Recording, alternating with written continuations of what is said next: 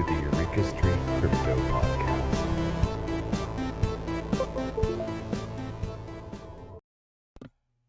Good morning, everybody. I'm Eureka John. You're at Eureka Street Crypto, broadcasting live at 3:36. What time is it? 5:31 in the morning. Yeah, yesterday the power went out, and just for a short time. So it was just enough to reset my clock by a couple hours. So I still have not changed the time. So I'll probably be doing that whole thing where, you live with a clock that is out of whack for a long time just because you don't think about it and you're kind of lazy and you don't readjust the clock like you probably should and get it in sync with everything else in your life. So you end up just going through the mental gymnastics of just sitting there and just being like, okay, that says 3:37. That means it's actually, and you do the math and you're like 5:32. I'll reset the clock, but I'll do it after this show. But I'll probably forget. And then I'll probably see it later next time I do a show, next time I talk about the time, then say I'll reset it. And then I'll probably forget. So you know how the cycle goes, and usually a lot of times it happens in car clocks and stuff like that. But now your cars sync you up to the satellite. I drive a Subaru, and it has the Subaru Starlink, and it's like telling me when I need to change my oil. Dadgummit, I know when to change my oil. So anyway, whatever. I get an email, telling me that my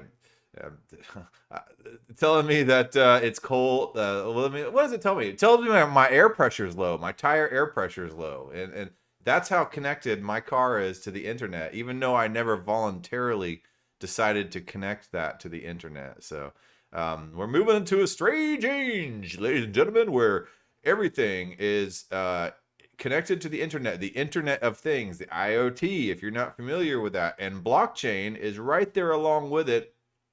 To usher in the social credit system and to optimize our movements. And you can see this in protocols like Fetch AI already, being able to optimize our behavior and reward us for following certain paths of optimization by sensors that follow our movement and guide our path throughout life. And if we deviate from that path, then we might receive, first we'll just not receive the extra crypto that would be associated with such optimization.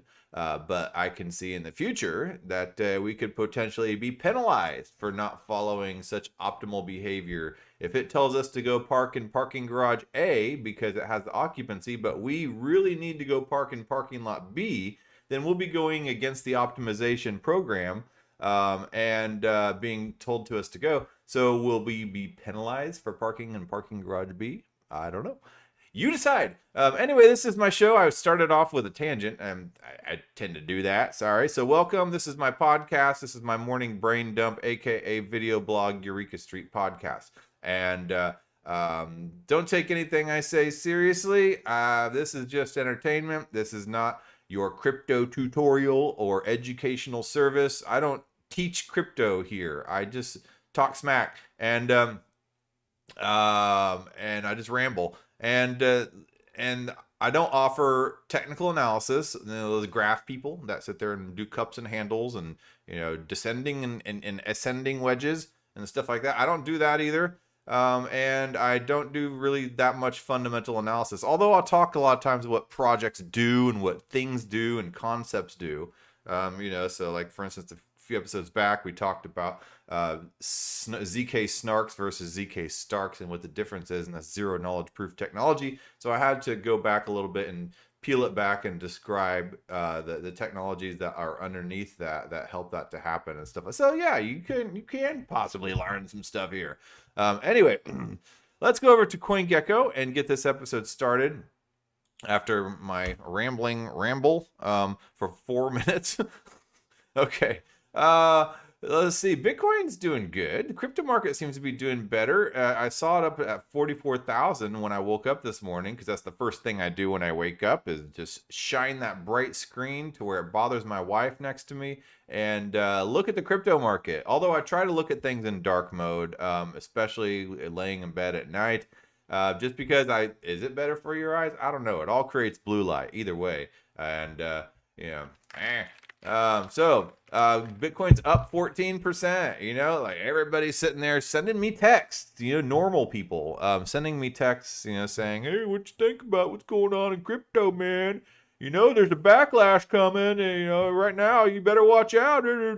People, the normies, love to be right in air quotes about how dangerous crypto is. You know, because they read only what they see in the most mainstreamy of mainstreamy headlines. And of course, there's FUD, you know, and I wonder how many institutions have bought in during all this dip. So I don't know. So I just, you know, generally just try to be like, yeah, you know, whatever, man. I'm in it for the long haul, you know. So that's just kind of what I do. I don't really get into like super hardcore nitty gritty conversations about this stuff unless I see somebody is like willing and able to contribute meaningfully to the conversation.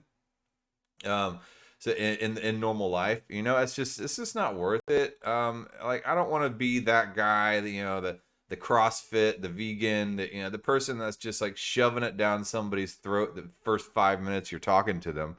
You know, no, man. Sorry, and sorry to CrossFit and vegan people, but you guys do that. You know, just acknowledge it. So, okay, all right. So anyway, Ethereum at $3,115.95, up 15.9%. Tether's a stable coin, so it's $1. Binance is $426.63, up 13.3%. USDC is $1 stable coin. I don't forget to take some profits, folks. If you have felt a little uneasy about the recent dip or crash or whatever, and yeah, and you just want to kind of, if that happens again, you're gonna feel uneasy again, and that's not a good feeling. Just go ahead and take some of these profits if you can. I did. You know, it's not financial advice, of course, but you know, I mean, I took some profits of some stuff I'd held for a long time actually, and I'm cashing out some so I can go to DAO and ETH Denver and next week, and then I'm also just put some into Bitcoin. So yeah, and yeah, to catch up on some other bills I have as well. So XRP's at 85 cents, up 38.2%. Who are these people? I don't know. Cardano, $1.19, up 12.9%. Solana up 14.4% to 114.29, despite the wormhole hack that happened. The wormhole bridge hack on Solana network, bridging from Ethereum to Solana. A hacker stole 300 and I think it's like $320 million worth of funds or something like that. It was a lot. But I talk about that in the episode before this, before the interview, and I did a double header on Saturday where I talked, where I did an episode in the morning and then I did an interview later that afternoon. Polkadot, $21.76, up 11.8%. Terra, $56.80, up 9%. Avalanche, up 23.8%. And like I've always said, if you want to play with some volatility, Avalanche is your token. Yeah, I see the Avalanche go down to 60, up to 122, you know, just like in the matter of a week, and it does it all the time. So if you are that person that likes to buy dips and, you know, likes to trade, you know, and do, you know, to play your hand at it, well, Avalanche might be the token for you. So I don't know. I mean, I hold some Avalanche, and I bought some Avalanche when it hit down around the 60s. So yeah, now here it is at 86.72, and yeah, man. So I did the deal. I don't normally like trade, but you know, sometimes I just can't resist it. Polygon up 18.6%. I'm just gonna skip over the dog coins. I mean, I guess Shiba Inu's up 55.2, but I don't play with those meme coins like that. Let's see where else we got. Chainlink up 5.6% at $18.25, and Decentraland. Let's see how the Metaverse tokens are doing. So Decentraland's up 14.3%. Sandbox is up 9.8%. Axie Infinity is up 23.5%. So I mean, you gotta really suck to be down right now, it seems. Let me just. Yeah, all right, man. Is there anything else that really stands out before I move on? I just want to make sure and see. Dang, Gala, the game token, the metaverse game token, up 71%. Wow. Okay, and I hold some Gala. I totally aped in on some Gala. It's like I just listened to some podcast about it, and I read an article, and I was just like, ooh, and I just jumped in and bought some Gala token, and I'm glad I did now. All right. Harmony 14.6%. Okay, Quant Network up 52.5%. That is the one that I took some profits on. I've held Quant Network for quite a long time now. So I figured now, it might be time to cash out on some. Theta Network up 13.6%. Okay, cool. Anyway, so yeah, I'm going to DAODenver and ETHDenver next week.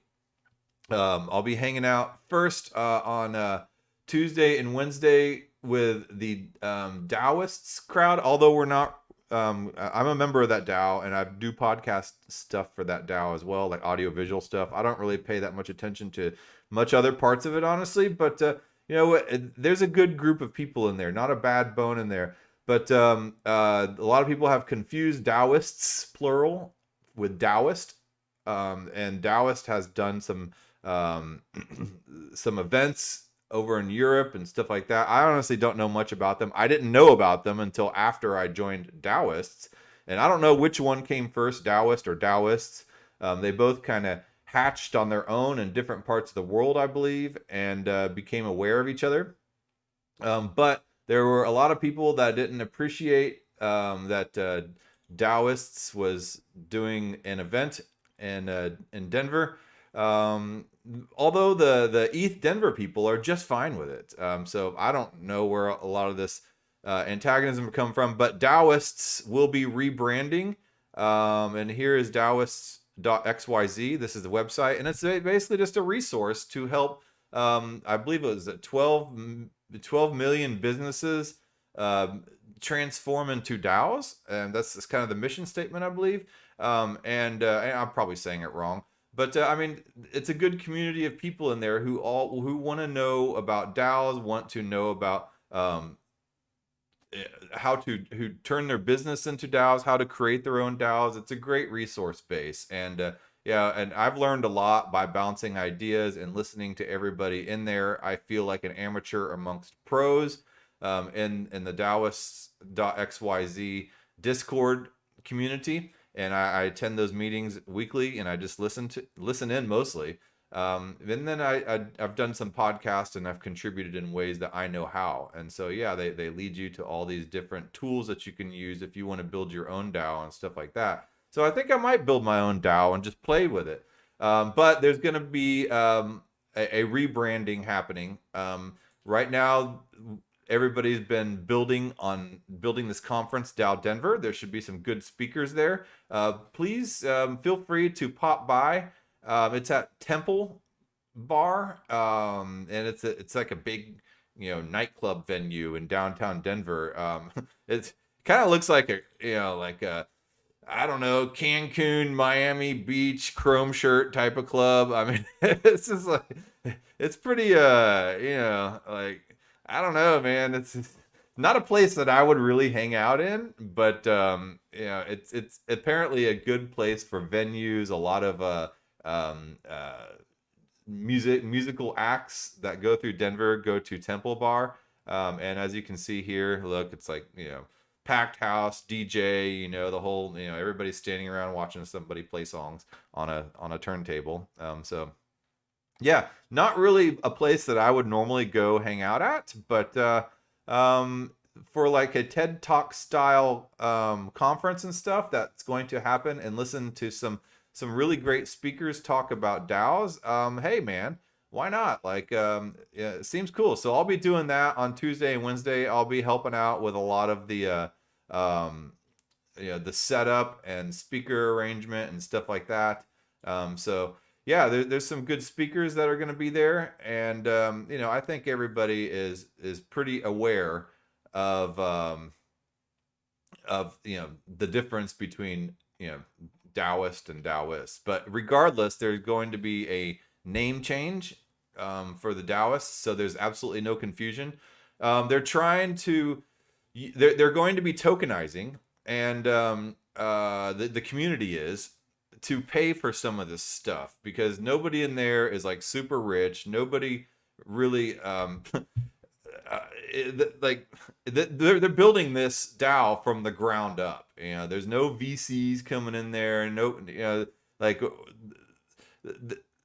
yeah, this is a grassroots type of DAO. So they're tokenizing the community, and they're hoping to draw in sponsors through that tokenization to help pay for this event. So we don't. So they're trying not to have to ticket people, you know, to get people to pay for tickets, even though a lot of people are happily paying for tickets. So you can get your tickets there, but there's a tokenization process happening, and they're using the Juicebox project to do that. And Juicebox is kind of like a decentralized Kickstarter, I guess is what you could say.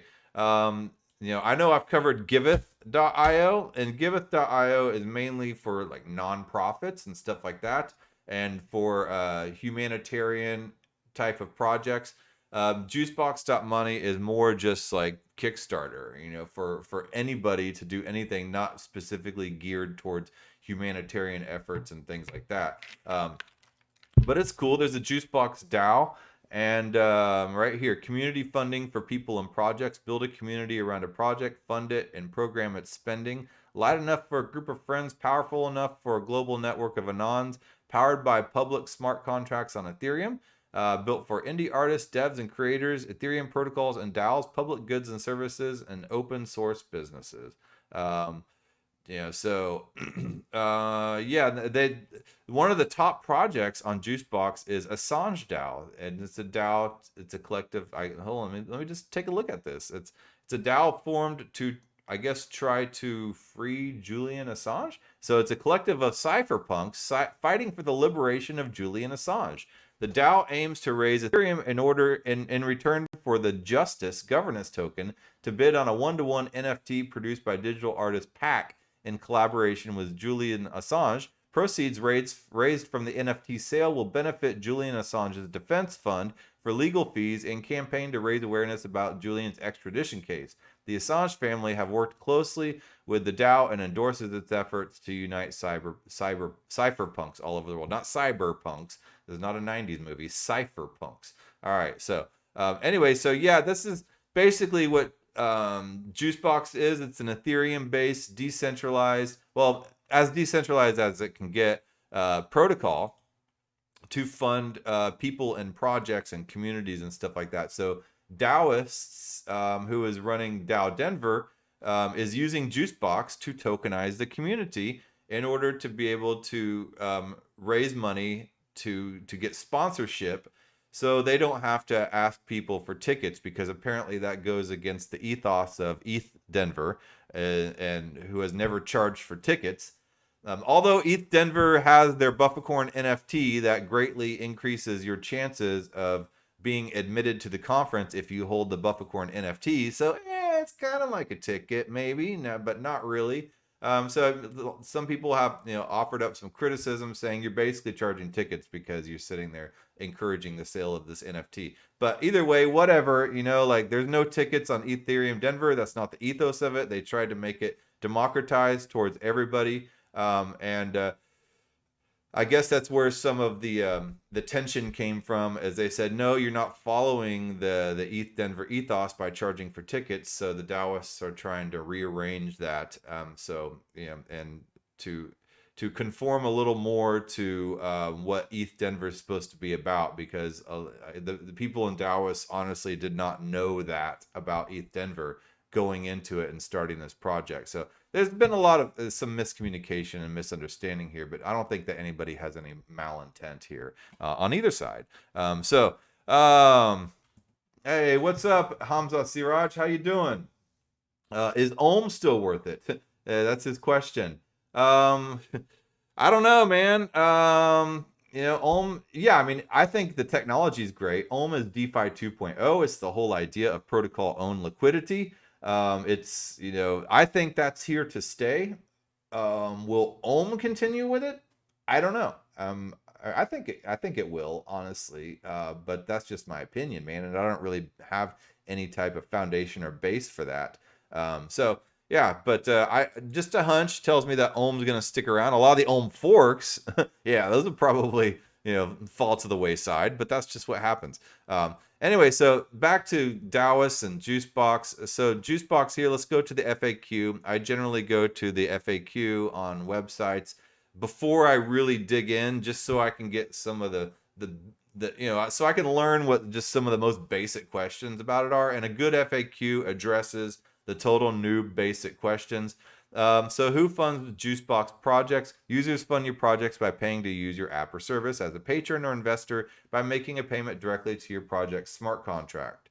So for users paying through your app, you should route those funds through the Juicebox smart contract so they receive tokens in return. So you get a token for donating to a project on Juicebox. So that's what you get in return. And so now you're a token holder. And then as that project grows, then you become a token holder in that project, and if then you could potentially hold a worthwhile, valuable token. So why should I want to own a project tokens? Tokens can be redeemed for a portion of the project's overflow, letting you benefit from its success. After all, you helped get it there. Okay. And then they have things like bonding curves, although that's a more advanced tool in Juicebox. Most projects don't use the bonding curves right off the bat. I sat in a seminar and I watched the interface. You can build a DAO, you can tokenize, and you can do a lot of stuff in Juicebox. So it's a really cool app, and there's no coding involved. It's all what you see is what you get. WYSIWYG. So what is overflow? Okay, if you know how much your project needs to earn over some period of to be sustainable, so you set goals, amount goals. You can set a funding target with that amount. If your project earns more than that, the surplus funds are locked in an overflow pool. Anyone holding your project's tokens can claim a portion of the overflow pool in exchange for burning their tokens. So those donators can donate to your project, and say, for instance, you're doing ETHDenver, right? And you are looking for, I don't know, just arbitrarily, hypothetically out there, I'll just say $30,000, right? Okay, so you're looking to build up $30,000 to pay for the costs of ETHDenver. So everybody who wants to will contribute to that, and they will receive I guess whatever the name of the token must be, XYZ token. We'll just call it that. They will receive XYZ token in exchange, and if that $30,000 is hit and those costs are funded, then anything on top of that will go into overflow, and so that anybody that holds those XYZ tokens will be able to cash out their tokens. Their tokens will be burned, and they can receive a portion of that overflow pool. So yeah, man, I think it's pretty cool. Right now it's only on Ethereum. It doesn't seem to be on layer 2s. Says, will it work on L2s? That's the plan, but the core Juicebox contracts will be first deployed to Ethereum mainnet. The founding contributors will then be working on layer 2 payment terminals for Juicebox projects. It'd be cool to have it on Polygon or XDAI or something like that, Arbitrum. So yeah, so that's just kind of the basic skinny of Juicebox DAO. I don't know. I don't really have much more. I do have an interesting article or blog post by Andre Cronje. I really like a lot of stuff that Andre Cronje does, and I guess I'll end this show with a quick little reading of this. Not so smart contracts, and I believe this has been Andre Cronje's reflection on because he's just about to get into partnership on the Phantom blockchain with Danny Sesta. And if you look back a few episodes back, Danny Sesta is like he's the guy that created Abracadabra.money, Wonderland.finance, and Popsicle Finance and stuff like that. And it's these Ohm forks, and what I was just talking about. Well, Hamza Siraj says, is it still worth it for Ohm? Well, I think Ohm is still worth it over time. I think it's going to be to rebound, but that's just hypothetical. Don't trust me on anything like that, seriously. But a lot of the Ohm forks are going to go by the wayside. I don't know about Magic Internet Money and Abracadabra Money, and the the spell token. I don't really have, honestly, a whole lot of faith in Wonderland.finance. Apparently, those two, Wonderland.finance is going to fuse with Abracadabra.money and and join Abracadabra.money instead of being Wonderland Finance after everything has fallen apart in Wonderland Finance. So, but Andre Cronje was just about to go into partnership with Danny Sesta to create an automated market maker DEX on Phantom. And then all this stuff happens. So that was announced on the 21st of January. All this stuff happens. And here's a week later, after all that stuff happened with Danny Sesta it being revealed that he was in partnership with Zero X Sifu, who was a known felon, criminal, and all that stuff. And Zero X Sifu got expelled from the Wonderland community. You know, there's a lot of that stuff happening now in Web3 about people, canceling people for legitimate and not so legitimate reasons. But I thought Web3 was supposed to be automated. That's my point on it. So Wonderland voted out Zero X Sifu and Brantley Milligan with the whole ENS stuff 6 years ago said in a tweet some things. Reaffirming some religious beliefs of his that said some negative things about gay people and stuff like that. And so they're getting backlash. They're both being, I guess Brantley Milligan didn't get voted out of his community, but he got fired from his job, TNS, I believe is the name of it, that was behind ENS, or TNL. Yeah, that was behind ENS.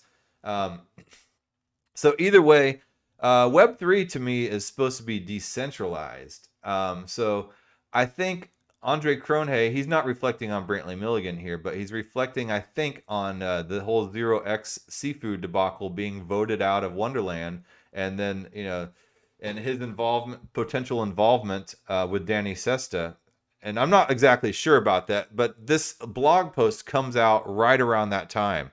So I guess I'll read this, and I always like his reflections. He's an interesting character with a lot of interesting ideas. A lot of times doesn't take the popular opinion, and I admire that. So here we go. Not So Smart Contracts by Andre Cronje. And if you don't know who Andre Cronje is, he's basically a coding genius that's created a lot of platforms, including the Yearn protocol, and basically started DeFi, decentralized finance, back in 2020.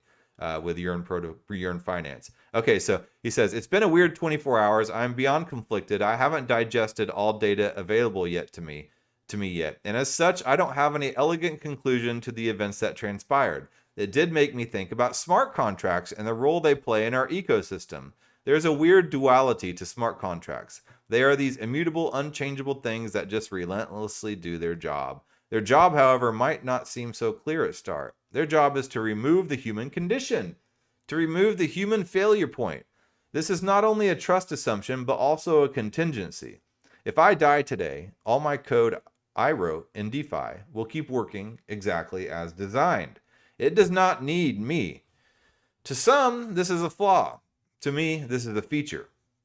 Immutability is the feature. I've been an advocate in the past against proxy patterns. They add reliance on their human overlords. They can't simply quietly do their assigned task because they know there's an ever-watchful entity ready to replace them at any given moment. But this fear just doesn't belong to the smart contract, but it should also belong to the users. These patterns introduce risk. But we have mitigation tools. We have time locks to ensure participants enough time to respond. We add multi-sigs to ensure a given failure point isn't a single human. But ultimately, these are workarounds to allow humans some manner of control over their relentless smart contracts amalgams. How far we have strayed. I wrote it once before, I'll repeat it here. In crypto, you vote with your money. If you keep voting for low-energy scams, get-rich-quick schemes, or low-effort forks, you will only get more of those. Building is incredibly hard. It takes much longer than anyone thinks. Building platforms that require zero human interference even more so. Yet, we as a culture have arrived at a point where humans are managing those protocols directly. Yep, they are sending around funds from EOAs. I'm not sure what EOA stands for. I myself have been at fault of this. I have strayed from the vision. I often speak about protocol to protocol or robot to robot. I used to believe what we are building wasn't for humans, it was for machines. A new machine currency, a way for our future machine overlords to transact, a mechanism that can exist for long after we are extinct. I still believe this, but I have strayed. I longed for acceptance. I started looking towards community. I started looking for camaraderie. I wanted to belong. It's easy to feel alone. It's easy to feel isolated. The amount of people I can have deep technical conversations with about the nuances of smart contracts and their intersection with digital finance, I can count on one hand, of which most have retired or become so unmotivated they don't care. I need to revisit my motivations, but in reading my own code, it seems while my motivations have strayed, my dedication to my cause have not. My code has no proxies, no human components, no admin functions, no DAO control, no multi-sig or time locks. It's pure, simple execution. Anyone that wishes to confirm this can review the code for solidity, I guess is what this misspelled maybe. Immutability and the lack of human interaction is a feature. Okay, immutability and the lack of human interaction is a feature, not a bug. We often talk about trust assumptions. Code has no trust assumptions, only humans do. I will continue working towards our machine overlord future. Maybe they'll keep me as a pet. So I like that. Maybe they'll keep me as a pet. And I think this is a great article because it talks about what are you creating this for? And given in the light of all this cancel culture coming into Web3, people jumping in and using these points of centralization to get their way on things, is I don't really have a formed opinion on it yet, but it's interesting to watch crypto Twitter right now, because there's a big struggle between centralization and decentralization, between what makes Web3. What will be allowed on Web3? Can we control what is on Web3? Andre Cronje says, I often speak about protocol to protocol or robot to robot. I used to believe that what we are building wasn't for humans, it was for machines, a new machine currency, a way for our future machine overlords to transact, a mechanism that can exist long after we are extinct. I still believe this, but I've strayed. So yeah, I was talking at the very beginning of this episode about Fetch AI optimizing all our movements. Is what we are creating to be protocol to protocol truly? How decentralized does a DAO have to be in the decentralized autonomous organization? How autonomous is it? How decentralized is it? How autonomous is a DAO really? Should it be distributed autonomous organization and still have some points of leadership and human involvement there? Or should it be truly automated and us just these cogs and these wheels and these protocols? Where is the human element? People's feelings are getting hurt right now, and people are voting people out of protocols. So yeah. I don't know where I stand on all this. I'm for decentralization and autonomy and protocol interactions that take the human element out of it. But at the same time, do we really want machine overlords? Do we want this machine currency to dictate our most optimal route, or we'll be penalized for it? So I don't know. There's bad and good on both sides, I guess. But it's just interesting, just a morning meditation, and I just wanted to read this article in light of a lot of stuff going on in Web3 right now. So, all right, well, I will talk to you guys at some other point. Tomorrow I'll be recording an episode of the Metaverse Think Tank with the MGH DAO people. And that should be interesting. We're going to be talking about centralization of the metaverse. So, look out for that. I will talk to you guys probably Thursday if I don't stream tomorrow. So, all right. All right, man. Well, yeah. Have a good day. I got to get to work. I got my long commute, and I got to go work at the factory. I work at a factory. Yeah. Yep, I do. And I do this in my spare time. All right. Well, I'll talk to y'all later.